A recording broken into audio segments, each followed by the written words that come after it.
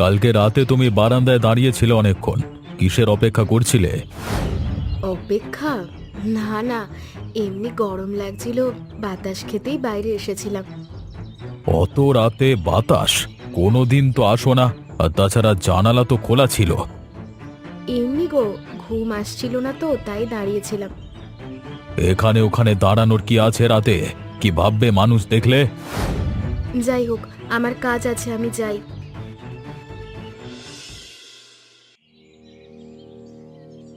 মাধবদার কি খবর? কি আবার খবর? গতবার তো বললাম ওর সর্দি কাশি হয়েছে। আজকাল তুমি তার কথা কম বলো। ঝগড়া হয়েছে নাকি? ঝগড়া আবার কেন হবে? ও তো আমার দাদা। দাদা হলেই কি সব হয়ে যায়? সে কি আমাদের সংসারের অবস্থা জানে? তোমার চুপচাপ থাকবার কারণ কি সেটা সে দাদা হয়ে জানে? কই, আমি তো চুপচাপ থাকি না। না থাকলে এখন ওরকম আজকাল মুখ তুলে কথা কেন বলো? সারাদিন যেন কি ভাবছো? কই কিছু ভাবি না। ভাত ঠান্ডা হয়ে যাচ্ছে, খেতে এসো। কাজ সারা বেলা পড়ে আছে, পরে করবে। এটাই তো সমস্যা। কিছুই ভাবো না, ভাবলেও বলো না। কিরকম যেন লুকিয়ে থাকো সব সময়। যাই হোক, ভাত বারো, আমি আসছি।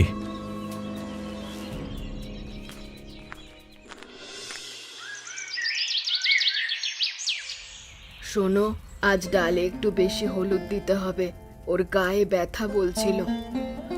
হ্যাঁ, দিচ্ছি। কাল রাতে শুনলাম আবার কথা কাটাকাটি হয়েছে তোদের। কিছু না মা, এমনি সাধারণ কথা। সাধারণ কথা কখনো এত জোরে হয় না বৌমা, বাড়ির ভেতর পর্যন্ত শুনতে পেলাম। তিনি রাগী মানুষ মা, তাছাড়া ছোট ছোট বিষয়ে একটু সন্দেহ করেন। সন্দেহ সব পুরুষই করে। তুমি একটু কথা বলো ভালো করে ওর সাথে। চুপচাপ থেকে লাভ নেই। তা ওদের সঙ্গে দেখা সাক্ষাৎ কমিয়ে দিলেই তো ভালো হয়। কাদের সঙ্গে মা? যারা আসে, লোকে কি কম কথা বলে? শুনতে তো ভালো লাগে না। আমার ছেলের যদি সেসব শুনে মন ভাঙে, তাহলে তো তাকে দোষ দেওয়া যায় না। আমি কি করব কিছু বুঝতে পারছি না মা। জানি তুমি কিছু করো না, কিন্তু চোখ আছে যাদের, তারা একটু বেশি দেখে। শুধু আমার কথা মনে রেখো, ঝগড়া করার থেকে তার সমাধান খোঁজাই ভালো। নিজেদের মধ্যে বিভেদ বাড়তে দিও না। বাবা মায়ের জমিটা, সেই যে বললাম বিক্রির কথা, ঠিক হলো? বিক্রি? কেন, তুমি তো আছো, সেটাই তো শেষ সম্বল তোমার। সম্বলের আর কি আছে? চাষ করে পয়সা রোজগার হয় না? হ্যাঁ, একটা কাজ জুটেছিল, সেটাও গেল। টাকার এখন দরকার গো খুব। কত টাকা দরকার? আমার কাছেও তো কিছু আছে। না রে, তোর টাকার দরকার নেই। আচ্ছা, তুই ওখানে ভালো আছিস তো? ভালোই আছি। সত্যি বল বোন, গতবার তুই যখন এসেছিলিস তোর চোখ লাল ছিল। আজকাল চোখে মুখে কোনো আনন্দ দেখতে পাই না তোর। সত্যি করে বল, আমার কাছে কিছু লোকাস না। সংসারের চিন্তা দাদা, ওখানে সবাই ঝগড়া করে, আমিও তাই কম কথা বলি। ভালো লাগে না সমস্যা নিয়ে বেশি আলোচনা করতে। আমার বাড়ি চলে আয় কদিনের জন্য। তুই ছোটবেলায় যেমন থাকতিস, শুধু দুদিন ব্যাস। একটু হাওয়া বাতাস পাল্টালে মনটা ভালো হয়ে যাবে। না মানে, এখন যাওয়াটা ঠিক হবে না। ও বুঝবেও না কিছু, বেকার ঝামেলা হবে। ওর অনুমতি চাইলে হবে না? তুমি তার স্ত্রী তো, বন্দি তো আর না। একটা মেয়ের জীবনে কত সমস্যা থাকে, সেটা তুমি আর কি বুঝবে দাদা। কিছু হয়েছে অনিমা? সে কি কিছু বলে তোকে? না না, কিছু না, ও তুমি চিন্তা করো না। আর হ্যাঁ, জমিটা বিক্রি করো না, আমি কিছু একটা ব্যবস্থা করব। ব্যবস্থা তুই কিছু করিস না, আমি যাই এখন। কিন্তু মনে রাখিস, আমার দরজা সব সময় খোলা তোর জন্য। যখনই ডাকবি তখনই চলে আসবো।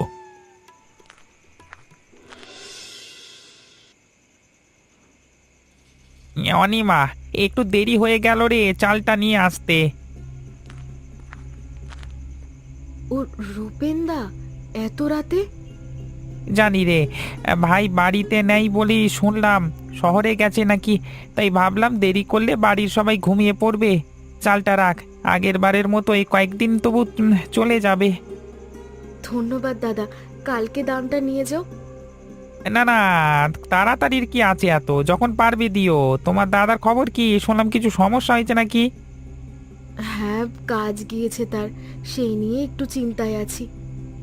মানুষ মাত্রই চিন্তায় থাকে অনিমা। তুমি যেন আরো একটু বেশি চুপচাপ হয়ে যাচ্ছ দিন দিন।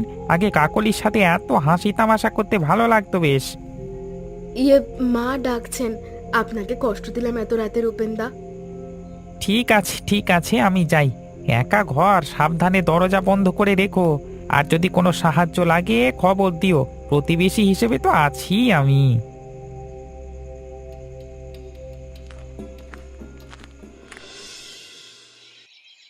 ও অনিমা, একটু দাঁড়াও। কোথায় যাবে এত সকালে? কিছু ডালপালা কুড়োতে যাচ্ছি, ঝড়ে পড়েছে, রান্নার জ্বালানিতে কাজে লাগবে। শোনো, কাল রাতে দেখলাম রূপেনদা তোমার বাড়ি থেকে বেরোলো। চাল নিতে এসেছিলেন। আমাদের লোকটা বাড়িতে না থাকাতে এলে খুব সমস্যা হয়। আমি জানি তুমি কিছু করনি, কিন্তু অন্যরা সেটা জানে না। আর রূপেনদা নিজেও কি জানে? সে তো প্রায়ই আসে। লোকের চোখ ভালো না অনিমা, তারা যা দেখে তাই বিশ্বাস করে, আর যা না দেখে সেটা নিয়ে বেশি বেশি গল্প ছড়ায়। আর জানোই তো, লোকে যা শুনতে পায় তাই বানিয়ে বানিয়ে বলে। কিন্তু আমি কি করব? দরজা আঁকলে বসে থাকবো? দাদার অবস্থা খারাপ, চাল ধার নিতে হয়, না হলে সংসার চলবে না। শোনো, আমি তোমার বন্ধু, তাই বলছি, হরেন্দার কানেও কথা যাচ্ছে কিন্তু। আর তার রাগ তো জানিস। তুই চুপচাপ সহ্য করছিস, এতে সবাই তোর দিকে আঙুল তুলবে। আমি কি করব বলো? রূপেনদাকে বল প্রয়োজন হলে দিনের বেলায় বা অন্য কাউকে পাঠিয়ে দেয় যেন, নইলে কথাগুলো এই বাঁশঝাড়ের সংসারের চেয়ে দ্রুত আরো দূরে ছড়িয়ে পড়বে। আচ্ছা, আমি এখন যাই।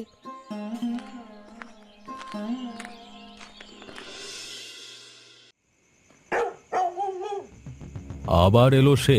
আমি বাড়িতে না থাকলে নাকি ওর আসবার সময় হয়। চাল দিতে এসেছিল। চাল? চালের বাহানা? গ্রামে তোমার কেউ নাই, শুধুই রূপেন আছে। লোকটা কি মালিক নাকি তোমার? ও আমাদের প্রতিবেশী, আমাদের দুঃসময় সাহায্য করে। ও প্রতিবেশী? খুব ভালো, খুব ভালো প্রতিবেশী পেয়েছো, হ্যাঁ, যে রাত জেগে চাল দেয়, খবর নেয়। আর আমার বউ চুপচাপ সব গ্রহণ করে।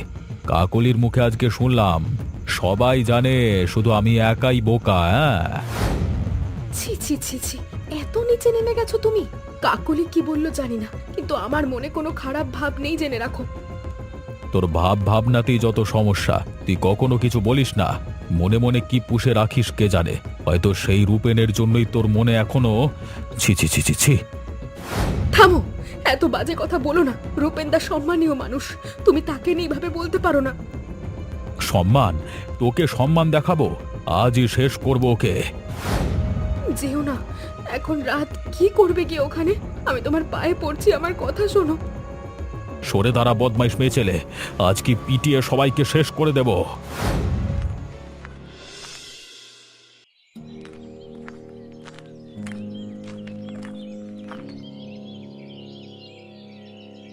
ওইটা, ওইটা কি? মা, মা ঝাড়ে এসো, দেখো রূপেনদা। হায় হায় হায়।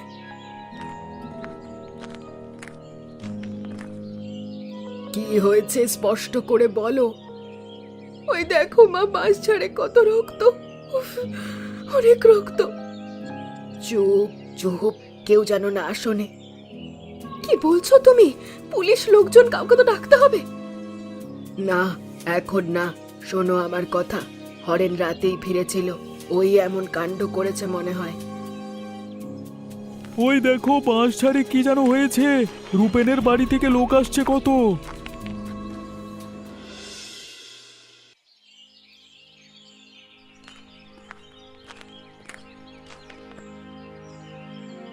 কি রান্না হয়েছে? ডাল ভাত। বাড়ির বাইরে এত শোরগোল শুনছি, কি হয়েছে কি? কেন তুমি জানো না? রূপেনদা মারা গেছেন বাঁশ ঝাড়ে। মারা গেছে? কিভাবে? কেউ জানে না, মাথায় আঘাত, পুলিশ এসেছে। শুনে বড় কষ্ট হলো। খারাপ খবর, সে তো ভালো মানুষই ছিল। কাল রাতে তুমি কোথায় গিয়েছিলে? কেন, কি প্রয়োজন তোমার জানবার? প্রয়োজন আছে। তুমি গিয়েছিলে তার কাছে, হ্যাঁ না না? সাবধান অনিমা, কি বলছো বুঝে বলো। আমি রাগ করে বেরিয়েছিলাম, হাঁটতে হাঁটতে নদীর ধারে গিয়েছিলাম, সারা রাত সেখানে বসেছিলাম। বোকার মতো কথা বলো না তুমি। কেউ দেখেছে তোমাকে? তুমি পুলিশ নাকি? কে দেখবে আমাকে? তুমি কি মনে করো আমি খুন করেছি? আমি কিচ্ছু মনে করি না, কিন্তু সত্যি কি তুমি নদীর ধারে ছিলে আমাকে বলবে? হ্যাঁ ছিলাম, আর এখন খেতে দাও, ভাত ঠান্ডা হয়ে যাচ্ছে।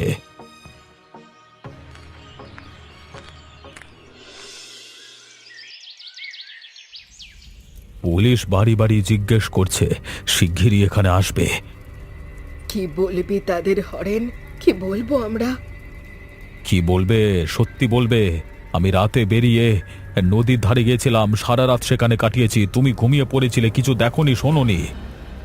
কিন্তু আমি তো দেখেছি তুই ফিরে এসেছিলি রক্তমাখা হয়ে। মা চুপ করো, তুমি কিছু দেখোনি, শোনোনি, বুঝেছো?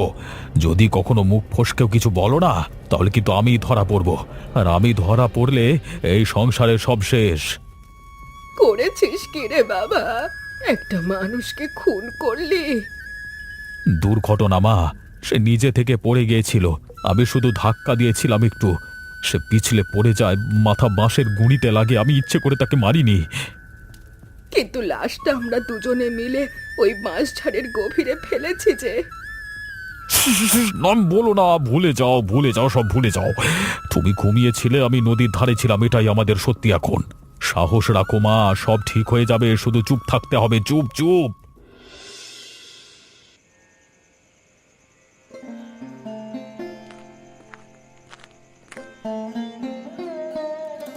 মা বললেন কিছু খাওনি, তাই মিষ্টি এনেছি। রাখো, আমি খাবো না। সবাই নানা কথা বলছে, তুই শুনছিস সব, তাই না? তারা বলছে রূপেনদা আমার কারণেই নাকি মারা গেছেন। আমি যদি ওকে বাড়িতে ঢুকতে না দিতাম, যদি কথা না বলতাম, তাহলে নাকি এতক্ষণে বেঁচে থাকতো। ওসব বেকারদের কথা শোনার দরকার নেই, তুই কিচ্ছু করিসনি। দোষ তো তোর নেই, দোষ তার যে রাগ নিয়ন্ত্রণ করতে পারে না। কিন্তু আমি জানি না কাকুলি, আমি সত্যি কিচ্ছু জানি না মানুষটা যে কি করেছে। আর মা, ওদের মধ্যেই আমি উত্তর খুঁজছি, আর মনে হচ্ছে আমি নিজেই হয়তো দোষী। শোন, তুই দোষী না, তুই শিকল পরা একটা পাখির মতো ছিলি এই বাড়িতে, এখনো আছিস। কিন্তু সত্যি যদি কিছু হয়ে থাকে, যদি হরেন দায়ী করে, তাহলে তোকে চুপ করে থাকলে চলবে না। চুপ করে থাকাটাই তো আমার স্বভাব। আচ্ছা, এই চুপ থাকার কারণেই কি সব এসেছে? না, রাগ অন্যের, দোষ অন্যের, কিন্তু এখন সিদ্ধান্ত তোর। চুপ থাকবি নাকি সত্যিটা জানার চেষ্টা করবি? এটা খেয়ে নে, আমি যাচ্ছি।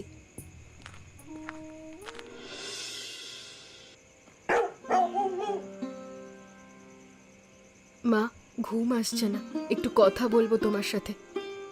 কি আর বলবে বৌমা, কথা সব ফুরিয়ে গেছে। ফুরায়নি, চাপা পড়ে আছে। আমার ভেতরটা চাপা কান্নার এই সন্দেহে আমাকে খেয়ে ফেলছে। আপনার চোখেও আমি সেই ভয় দেখেছি। আমাকে সত্যি কথা বলুন, আমি অনুমান করতে করতে ক্লান্ত হয়ে যাচ্ছি। সত্যি কথা শুনে কি হবে? বুকের বোঝা হালকা হবে, বরং তুমিও সেই বোঝার ভাগিদার হবে। কোনটা চাও? আমি এখন যা বহন করছি তার চেয়ে বেশি ভারী আর কি হতে পারে? আমাকে সন্দেহের চোখে দেখে সবাই। আমার স্বামী আমার দিকে ঘাতকের মতো তাকায়, আর আপনি আপনি আমাকে দেখেন সহমর্মিতার চোখে, কিন্তু কিচ্ছু বলতে পারেন না। এই নীরবতাই সবচেয়ে বড় বোঝা মা।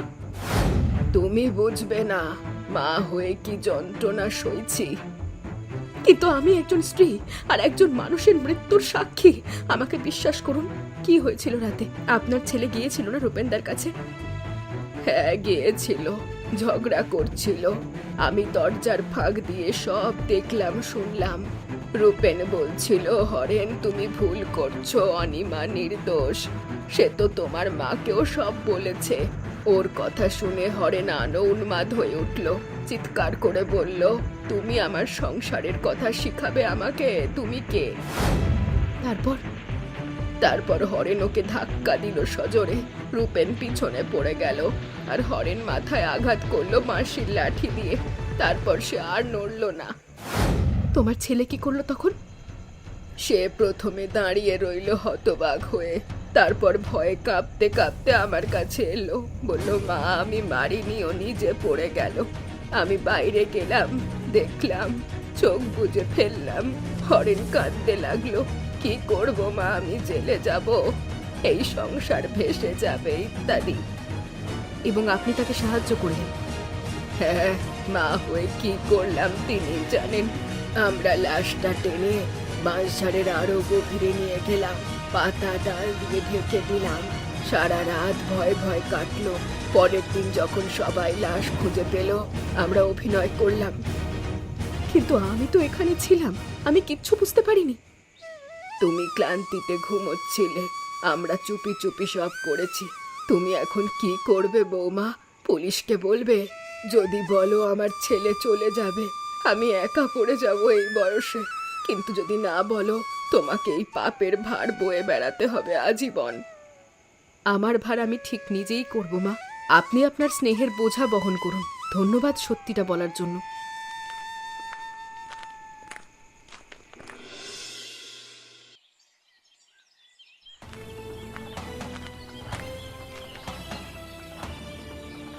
এখানে একা একা কি করছো? পুলিশ আবার আসতে পারে। আসুক, তুমি কি ভয় পাচ্ছ? আমি ভয় পাবো কেন? হ্যাঁ, এই ভয় পাবো না। পাবে, তার কারণ তোমার অনেক কিছু বলার আছে। নদীর ধারে সারা রাত কাটানোর গল্প না বলে সত্যি কথা বলার আছে। আবার শুরু করলে? কি সত্যি কথা? মায়ের কাছে কি শুনেছো তুমি? শুনেছি সব সত্যই, যে তুমি ধাক্কা দিয়েছিলে, সে পড়ে গিয়েছিল, আর তোমরা দুজন মিলে তাকে লুকিয়েছিলে এই বাঁশ ছাড়ে আমাদের বাড়ির আড়ালে। মা বলেছে? সে বলতে পারে না। তুমি মিথ্যে বলছো। না, আজ আমি প্রথম সত্যি কথা বলছি। এই বাঁশ ঝাড়ে লুকোনো সংসার আমি আর বয়ে বেড়াতে পারবো না। রক্তের ওপর দাঁড়িয়ে থাকা এই ঘর আমার দ্বারা হবে না। কি করবে? পুলিশকে বলবে? নিজের স্বামীকে, নিজের শাশুড়িকে জেলে দেবে তুমি? হ্যাঁ হ্যাঁ বলবো, কারণ এটা অপরাধ, আর আমি একজন অপরাধীর সঙ্গী হতে চাই না। তোমার রাগ, তোমার সন্দেহ, তোমার দুর্বলতা সব সয়েছি, কিন্তু এই মৃত্যু আর মিথ্যে আমি আর সইব না। বেশি কিছু আনতে পারিনি, কিন্তু যা দরকার সব আছে এখানে। আমার যা দরকার ছিল আমি তার সঙ্গে এনেছি দাদা। পুলিশ সব শুনলো, কি হবে এখন হরেনের? জানি না, তবে সে স্বীকার করেছে, আর মাও বলেছে এখন ওদের পথ আর আমার পথ আলাদা। মানুষ নানান কথা বলবে অনিমা। এখনই বলছে তাদের ছেড়ে আসতে কষ্ট হয়নি তোর? এত বছরের সংসার।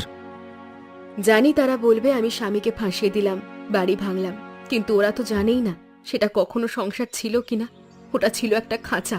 ভালোবাসা, বিশ্বাস, শ্রদ্ধা সেসবের কোনোটাই সেখানে ছিল না। শুধু ছিল সন্দেহের বিষ, রাগের আগুন, আর শেষে একটা মৃত্যুর ছায়া। ওখানে থাকাটা বড্ড কষ্টের দাদা। আমি এখন মুক্ত। চলো চলো ভেতরে যাই, রোদ বাড়ছে। আজকে প্রথম দিন, জীবনের নতুন হিসেবের খাতা খুলতে হবে। হ্যাঁ দাদা, নতুন হিসেব। ভয় অনেক ছিল, কিন্তু তার চেয়ে অনেক ভালো। তোমরাও কিন্তু আমার মতন খাঁচায় বন্দি হয়ে থেকো না কখনো। আর গল্পটা কেমন লাগলো জানাতে ভুলো না। সাবস্ক্রাইব করে সঙ্গে থেকো।